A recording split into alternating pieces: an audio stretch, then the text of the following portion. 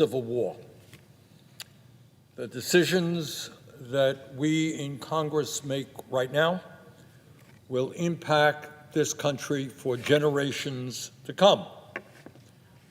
In America today, we have a megalomaniacal president who, consumed by his quest for more and more power, is undermining our Constitution, the rule of law, and is pushing this country closer and closer toward authoritarianism.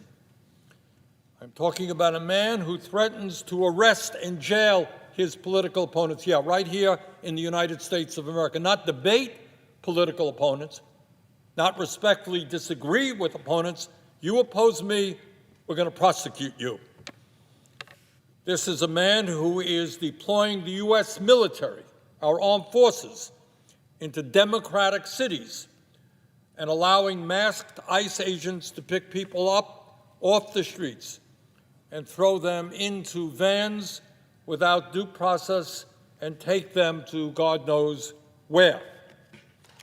I'm talking about a president who has sued virtually every major media outlet because he cannot tolerate criticism, who has taken funds away from PBS and NPR because he doesn't want objective reporting about what his policies are doing. And this is a man who is actively encouraging his multi-billionaire friends to buy up more and more of the media so that he will have a media friendlier to him.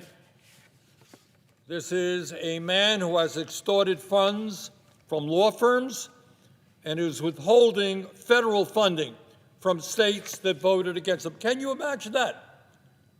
There has never been a president, Republican or Democrat, who did not understand that he was president of the United States.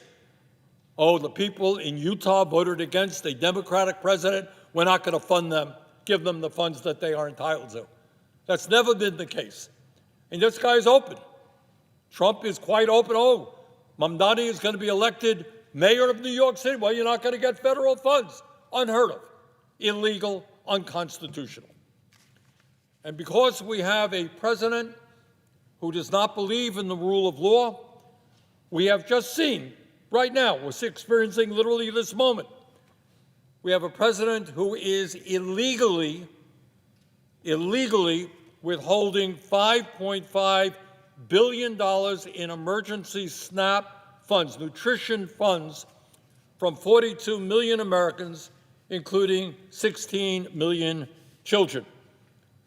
The Congress put money into a fund to make sure that if the government shuts down, there will be funding for the millions of people who depend upon SNAP funds, so that children in America and their parents and their grandparents will not go hungry in the richest country in the world.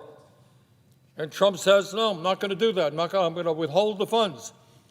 But then he announced, changed his mind, and he announced he would comply with the court orders. It told him that he had to release the funds. Okay, I'll comply with those orders and release the funds. And then he announced this morning that he was not going to release the funds and would allow children in this country to go hungry. But wait a minute. A few hours later, a spokesperson for the White House said that he would comply with the court's order. Withhold funds, release funds. Withhold funds, release funds, all within a period of a few days. Does anyone wonder why faith in our government now is so very low? Mr. President, let us be clear. This government shutdown now in its 35th day did not happen by accident. In the U.S. Senate, it takes 60 votes to fund the federal government. 60 votes. Republicans have 53 members. The Democratic caucus has 47. That means Republicans must negotiate with Democrats to move the budget forward. This is what has always happened until now. Common sense. You don't have 60 votes. You got to sit down and negotiate with the minority. That's what Republicans have done. That's what Democrats have done in the past. But right now, for the first time in modern history, Republicans are simply refusing to come to the table and negotiate.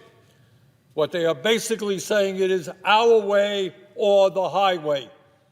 Yeah, we need 60 votes, but we're not going to you. You have to come to us. This is the way it will be. To make matters worse, the Republican contempt for negotiations is so bad, so absurd, that the House Speaker, Mike Johnson, has given his chamber, House of Representatives, a 6-week paid vacation. They're not here in Washington, D.C.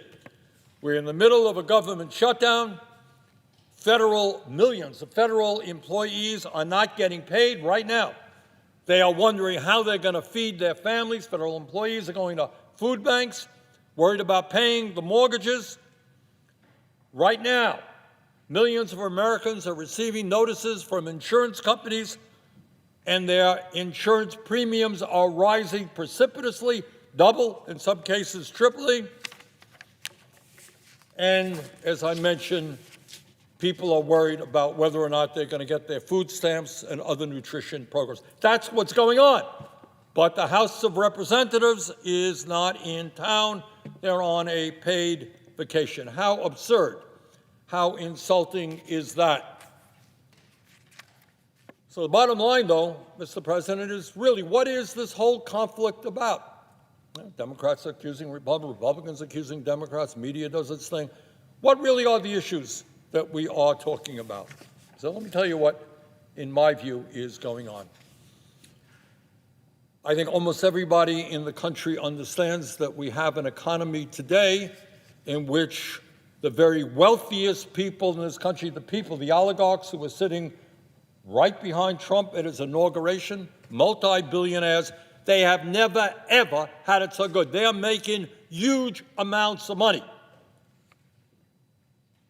But at the same time, as the very richest people in America are becoming richer, Trump and my Republican colleagues want to pass a budget that throws 15 million low-income and working-class Americans off the health care they have by slashing Medicaid and the Affordable Care Act by $1 trillion. On one hand, they want to give massive tax breaks, $1 trillion in tax breaks to the 1%, and they're going to pay for that by cutting Medicaid and the Affordable Care Act by $1 trillion, throwing 15 million people off the health care they have. Mr. President, it is no great secret that well before Trump, before this whole shutdown and cuts to Medicaid and the Affordable Care Act, no secret to any American that our current health care system is broken, it is dysfunctional, and it is cruel. Today, despite spending twice as much per capita as almost the people of any other major country on earth, 85 million Americans are uninsured or underinsured. Before these cuts, 500,000 Americans are going bankrupt every year due to medically related debt. Bad enough you have cancer or some other terrible disease, and in addition to worrying about whether you're going to stay alive, you got to worry about how you're going to pay hundreds and hundreds of thousands of dollars in medical bills. Many can't. In fact, 42% of cancer patients drain their entire life savings within 2 years of their diagnosis. If that's not a broken system, I don't know what is. Mr. President, 1 out of every 4 cancer patients lose their homes to foreclosure or eviction because of the outrageous cost of health care in this country. And in the midst of all that, a broken, dysfunctional, and wildly expensive health care system, Trump wants to make the situation even worse by throwing 15 million people off of the health care they currently have. So what happens when you do that? What happens if you say to 15 million low-income and working-class people, sorry, you no longer have health care? Well, it's not hard to understand. If people can't go to a doctor, and if they have a chronic health care problem, you know what happens to them? They die. So let's be clear about it. When you throw 15 million people off the health care they have, according to a variety of studies from Yale, University of Pennsylvania, up to 50,000 Americans will die unnecessarily each and every year. These are people who, if they had decent health care, would not have to die. That is what we are voting on. That is what we are debating right now. Will we allow 50,000 of our fellow Americans in every state in this country to die unnecessarily? And let us be very clear. These cuts will not only kill people, not only throw 15 million off the health care that they have, it will devastate nursing homes that are highly dependent upon Medicaid for their funding. It will devastate community health centers and rural hospitals all over this country. That means the quality of care in nursing homes, in rural hospitals, and in community health centers will deteriorate. In other words, the budget that Trump is demanding to be passed here in the United States Senate will be a horror for working families all across this country. But that's not all. That's not all. It's not just throwing 15 million people off the health care they have. At a time when health insurance in this country is already outrageously expensive, people can't afford it today. Trump's proposal, his big, beautiful bill, and what he wants Democrats to do is to vote for a budget that doubles health care premiums. In my state of Vermont, it's not just doubling, some cases tripling, even quadrupling. So how, when right now people can't afford health care, how are you going to see a doubling of your premiums, a tripling of your premiums? That is going to impact some 20 million Americans, many of whom, by the way, are getting their notices right now from insurance companies, people who are on the Affordable Care Act. Mr. President, according to every poll that I have seen, the American people, quite understandably, by overwhelming margins, do not want to see a doubling of their health care premiums. According to the Kaiser Family Foundation, 78% of Americans, including 59% of Republicans, want to extend the Affordable Care Act tax credits. Now, I have got to say, I'm not a great fan of the Affordable Care Act. I believe that we should do what every other major country on earth does and guarantee health care as a human right through a Medicare for all single-payer program. You want cost-effective, universal health care, that is the way to go. Unfortunately, I don't have a lot of support for that here in the Senate. So our immediate job, at least, is to make sure that 20 million people who get their health insurance through the Affordable Care Act do not see a doubling of their premiums. And this impacts, believe me, not just Democrats, but Republicans as well. Tony Fabrizio, President Trump's own pollster, has said, and I quote, this is Donald Trump's own pollster, quote, by broad bipartisan margins, voters want to see the Affordable Care Act tax credits extended rather than expire at the end of the year, whether in the context of premiums doubling or 5 million families losing their health insurance. This includes solid majorities of Trump voters and swing voters, end quote. Tony Fabrizio, President Trump's own pollster. So it's not just Democrats, it's not just independents, it's not just the far left, it is Trump supporters. Further, at a time of massive income and wealth inequality, the American people do not want to see the billionaire class receive $1 trillion in new tax breaks for the 1%. So let me be clear. I know this is a radical thought, but the truth is Elon Musk, the richest man alive, worth some $500 billion, man who owns more wealth than the bottom 52% of American households, you know what? I don't think he needs a tax break. Now, around here, that's a radical statement. Nor does Mr. Bezos, nor does Mr. Zuckerberg, nor does Mr. Ellison, nor do anyone in the top 1% who today are doing phenomenally well. It is time that we started worrying about the working families of this country, people who cannot afford health care, who can't afford to pay rent or mortgage, cost of housing outrageously high, who can't afford child care, can't afford to send their kids to college, who can't afford to buy decent quality food at the grocery store. Those are the people that we should be worrying about, not tax breaks for Mr. Musk and the other billionaires in this country. So, Mr. President, let me be very clear in telling you what I will not be doing. I will not vote for a budget that throws 15 million Americans off the health care that they have. I will not be voting for a budget that doubles premiums for 20 million Americans. I will not be voting for a budget that decimates rural hospitals, nursing homes, and community health centers. I will not be voting for a budget that causes over 50,000 Americans to die unnecessarily every year. I will not be voting for a budget that provides $1 trillion in tax breaks to the top 1%. And I hope very much that we can win some Republican support in opposition to these disastrous proposals. But at the very least, I would hope that the vast majority of my colleagues in the Democratic caucus will not vote for these proposals.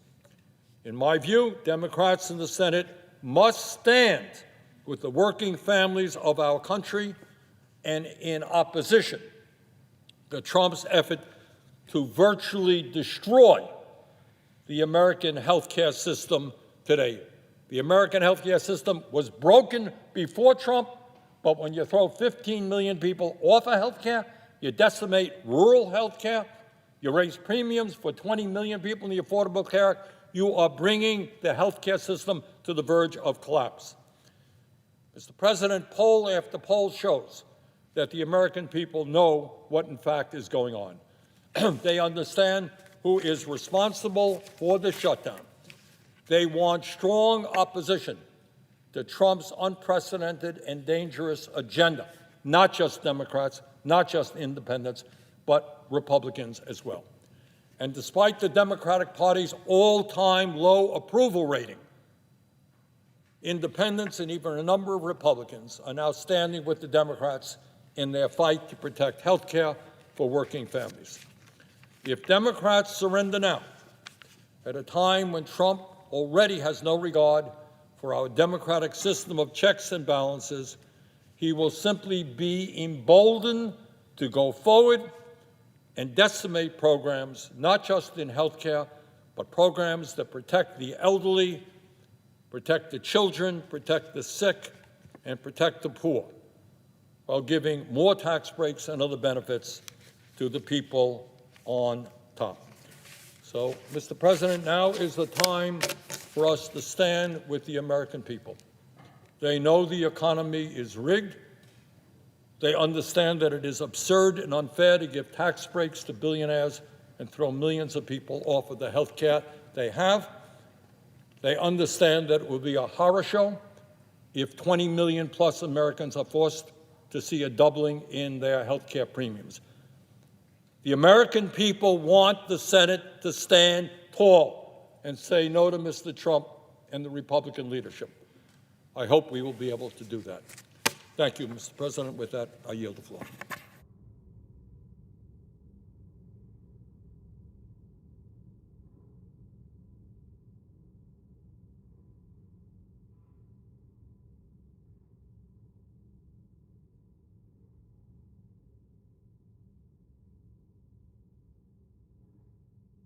Mr. President. Senator from Minnesota. Mr. President, I rise today along with my colleagues. I see Senator